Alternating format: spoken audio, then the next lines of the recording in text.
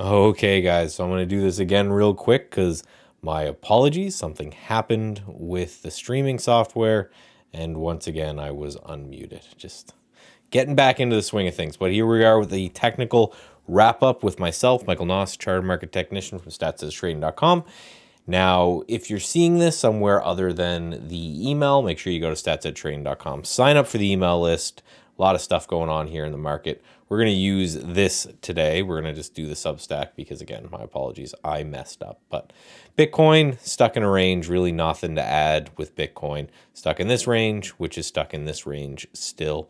Euro is actually very interesting to me, Euro USD, because we're pulling back to the anchored VWAP from this low right here. And it's also, if you draw a line across these lows, it's also those lows right there. So maybe some support going on for the euro, which would kind of be bearish for the overall dollar. Into the stock market here, we have the SPY. And 420 is the area we broke out with.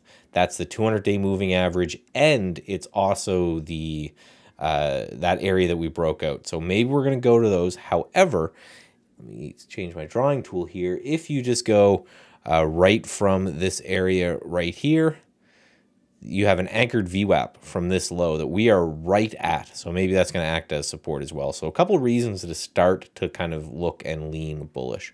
Oil, massive relative strength, holding up here phenomenally compared to everything else. So oil is still doing very, very well.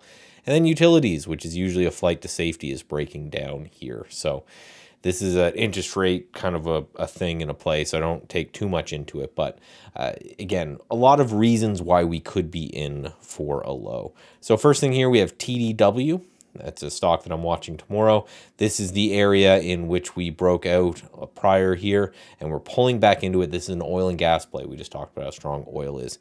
We also have TW, not to be confused with TDW, which is a exchange, a stock exchange, or some sort of trading exchange, pulling back to an anchored VWAP from its lows, which is also that area right there. Meta getting very, very tight and holding the anchored VWAP from its lows. So these anchored VWAPs are all over the place. And Affirm, same kind of thing. Broke out here on Affirm, pulled back into it. So if we can start to get some support in these names, I'm interested. But I just want to say, I not only want to see support in these names, if the market's going to continue to bleed, I'm going to continue to stay out, right? So I'm not as worried as a lot of the crazies on Twitter that say it's the end of the world. We're down 7%. The market pulls back all the time. This is just something that we do. So you just need to kind of be prepared for that and look to buy, right, when things are starting to sell. Kind of say, hey, what can I start to fish? And then be patient, right?